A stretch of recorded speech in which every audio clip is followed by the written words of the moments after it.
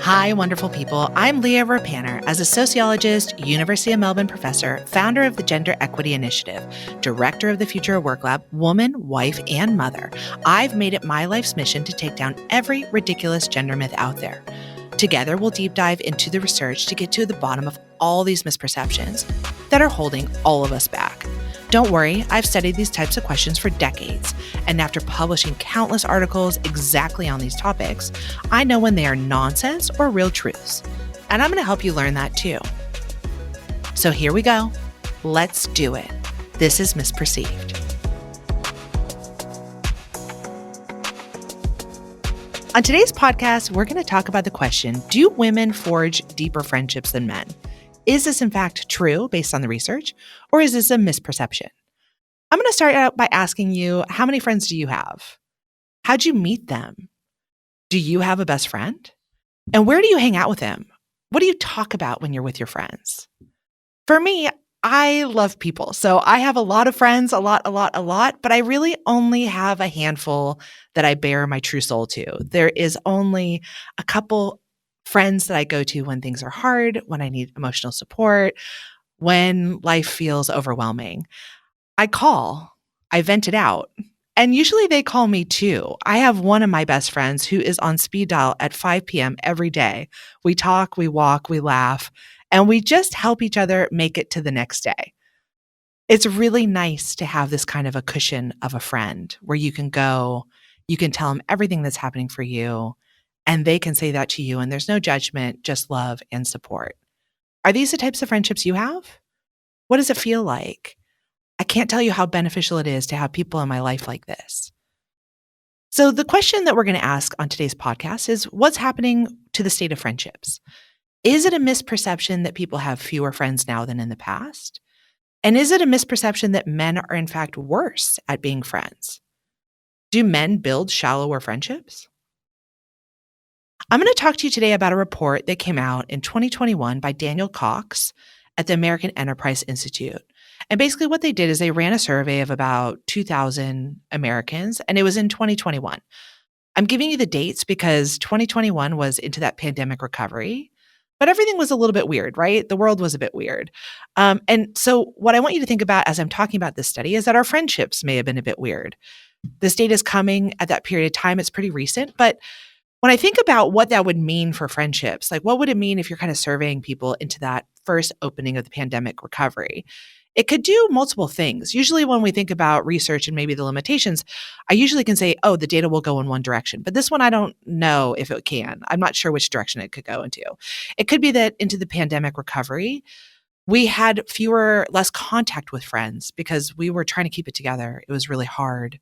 And we'll talk about what was happening for mothers in one of our podcasts. But that could have meant that we didn't have time for our friends. But it also could have meant that we were reaching out to more of our friends during this period of time because things were hard. So some of you may have engaged more deeply with your friends during the pandemic, called to vent, called to talk about what was happening, called to just share the incredible stress and strain of what was going on. It also could be that we built new friendship bubbles during the pandemic, in part because we were more connected to our communities, more connected to different friend groups, or we may have been more isolated. So as I talk to you about this research, I guess what I'm trying to say to you is, let's look at it as a trend, but it's probably useful to do another survey of this type more recently because it could go in different directions. It could mean that we have more friends. It could mean that we have less. And so this data may be a little bit skewed. So what are they finding? Well, in their study looking at Americans, they're showing that Americans have fewer friends now than in 1990. So if you compare 2021 to 1990, in 2021, 12% said they have no friends. That is 4 times greater than in 1990, which was only 3%. So that's increased the number. And also they show that the number of people who say they have best friends, they have a best friend, has decreased too. So in 1990, 75% said that they have a best friend. But today, it's only 59%. So that's declined by 16%. And they're basically finding that people have fewer friends now than in times past. Now, they're arguing that there's a couple of reasons why friendships are declining, the result of multiple factors. The first is that Americans today are more mobile. They're moving a lot. And what that means is it's difficult to maintain friendships. If you're in a city for 4 or 5 years and then you move to another city, yes, of course you maintain some of those friendships, but it's very difficult to maintain best friends when your networks are coming from your community. So if you're more mobile and you're constantly moving or you're moving more frequently, it's more difficult to build these kind of long-term friendships. The second reason they give is that Americans are working longer hours and they're traveling for work. What that does is it makes it very difficult to find the time to connect in with friends if both you're at work and also you are more frequently on the move. They also say, and we talk about this in other podcasts, that Americans are spending more time with their children. So some of that free time that you maybe would have spent in socializing with your friends gets absorbed with your time with kids. So thinking about mobility, you're not in the same place for a long period of time, you're working longer hours, and you're spending more primary time with your children. They also argue that Americans are marrying later. I mean, this one's kind of interesting because on one hand, marriage brings you a best friend, and I'll talk to you about that later in the research. And we often think about people spending a lot of time with their friends before they marry, that when they're single, they're more social, they're hanging out with their friends. And then once they marry, they drop their friends, they spend less time. Now, I mean, this kind of idea is even so common that Billie Eilish has written a song about this. So this is this idea that all of a sudden, your friendship groups narrow. So this one I'm not so sure about. This one, we need more evidence, I think, to prove that through. Some things that they don't talk about is this idea that that I'm going to add in from my perspective, is we're spending so much more time online. So our friendships are becoming wider, but shallow. We know exactly what a million people in our lives are doing, but we don't really know them. We're sitting across these kind of superficial friendships. We're monitoring our friendships. And we know that time spent together socializing with each other has also gone down. So we may be replacing some of our time in face-to-face time with friends with kind of this digital socialization. The thing is that we know that when we spend time with friends, our health goes up. It brings all these range of benefits. It's really protective. It's good to be with other people. It's good to socialize. It's good to have time with your friends, to laugh, to love, to share, to cry. And all of that is a really protective factor for our health. So it is a problem that we are, in fact, spending less time with our friends, have fewer friends, and are less likely to report that we have a best friend. We're more socially isolated now than in 1990 than in the past.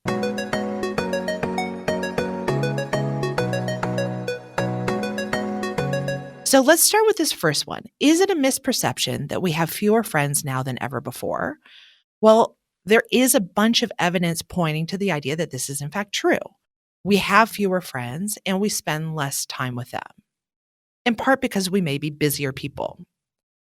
But of course, this is a podcast about gender, right? So this is Ms. perception. So let's get the Ms. into these perceptions.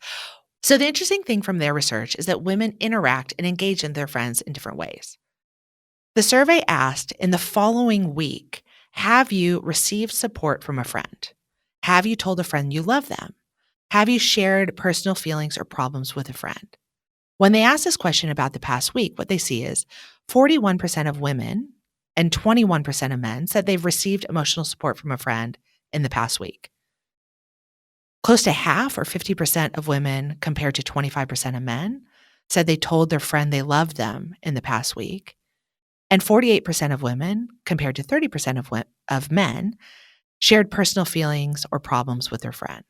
So women are much more likely to get emotional support from their friends, tell them that they love them, and share personal feelings or problems within their friend group than are men.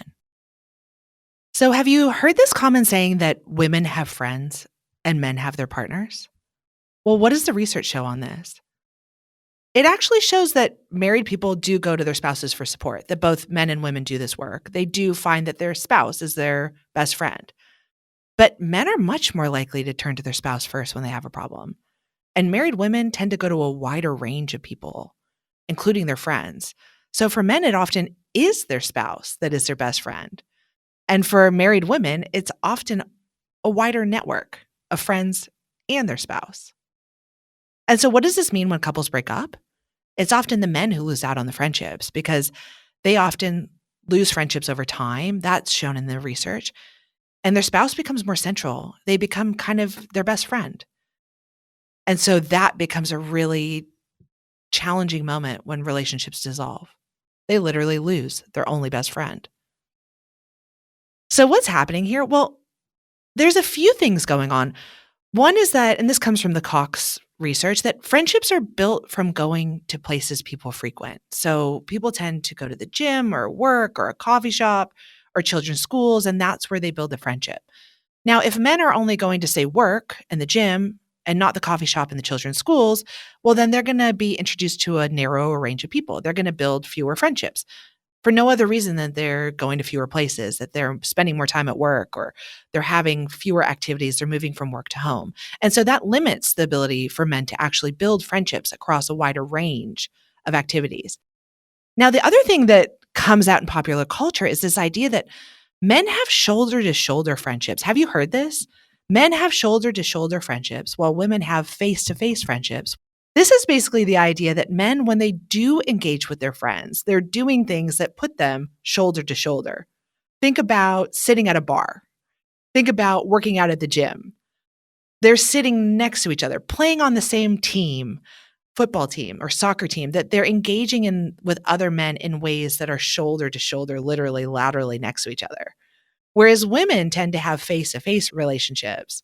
They tend to do things like sit at a coffee shop and talk to each other, look into each other's eyes, have deep conversations. And this builds a different type of intimacy within a friendship. Do you find this to be true? Do you see that the men in your lives are engaged in shoulder-to-shoulder relationships? Are they sitting in front of a television and watching the Super Bowl? Is that how they're interacting and engaging, shoulder to shoulder? Or are they actually having a lot of moments where they sit face-to-face, look at each other, express emotion, read each other's emotion, and build a bond that way? Now, it's not that one is bad or good, right? Of course, there's no judgment on this, but it's going to result in a different type of friendship at the end. It's going to result in the different ways in which the ways we interact with each other allow us to share intimacy or not. I'm not going to turn to you during the middle of a Super Bowl game and tell you my deepest, darkest secrets. But believe me, if we are at a coffee shop with some, or actually better yet, if we are at a beautiful, like kind of one of those dark bars where you can get a martini, but a fancy one with a flower, I am going to tell you everything that happened to me from birth. It will start with, in 1981, I was born, and then we will be there for 17 hours. So you better get ready. The point on this is that sometimes the spaces and the way we engage will structure how we build our friendships. Now, I want to be crystal clear what I'm saying here, that this is actual work that women are doing. And often women are doing this work to their detriment. In our research on the mental load, we're hearing women share that their experience is incredible drain of being constantly on, of always responding to text messages, of making sure they're maintaining their friendship networks, of being there to provide emotional support for pretty much everybody. This is work that women are doing, and it comes at a cost. And in this respect, building friendships can be a double-edged sword. It can bring them deeper and more engaging and meaningful friendships. But I want to be clear, this work can be utterly exhausting. So we have to think about the ways in which this work is being done to maintain friendships, who's carrying the work, and what are the consequences. The final thing I want to just talk about that limits men's friendship is this thing called toxic masculinity. It's basically this idea that we hold men to social norms that tell them to be tough, emotionless, and stoic, and that these norms don't let men feel or share their full emotions. It can be difficult to connect with others when a part of your soul is locked up, starved, and put in a box never to appear. And when you take toxic masculinity and then you pair it with homophobia, we can see why men find it difficult to build close, intimate, and vulnerable relationships to other men. It violates our traditional expectations of men. And so if we don't socialize men into vulnerability, emotion, deep connection, and maybe eye-to-eye, face-to-face friendships, then men miss out on the beautiful experiences that come from deep connection to another man and to another woman, to building friendships across gender identities, right? Have you ever heard this joke that basically men created golf so they could have an excuse to walk and talk with another man friend and engage in conversation? Well, again, just to be clear, shoulder to shoulder, not eye to eye.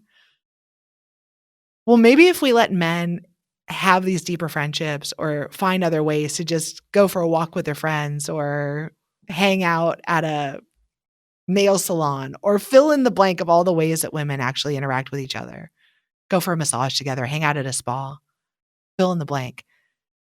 Then we wouldn't have to have these moments where men create a whole sport just to hang out with each other for a couple hours on the weekend. So, is it in fact a misperception that women have deeper friendships than men? Well, no, not really. The research seems to show that women do. But this doesn't mean that men can't build these types of friendships. It just will require them to take on the work of building these relationships and rejecting the outdated social norm that vulnerability, emotion, and sharing makes them less capable or less competent as men. It doesn't. It just makes them more human. And through friendships, we can build our humanness, our connection, our deep sense of worthiness. And that comes sometimes from being vulnerable and sharing the most challenging things that we're going through, as well as the most joyful things. And I'll say I am very grateful to have the friends in my life who come to me to celebrate both. So let's build more friendships like this. As per usual, thank you so much for listening to Misperceived, where you don't need a PhD, you just get to come hang out with me. Because we're friends.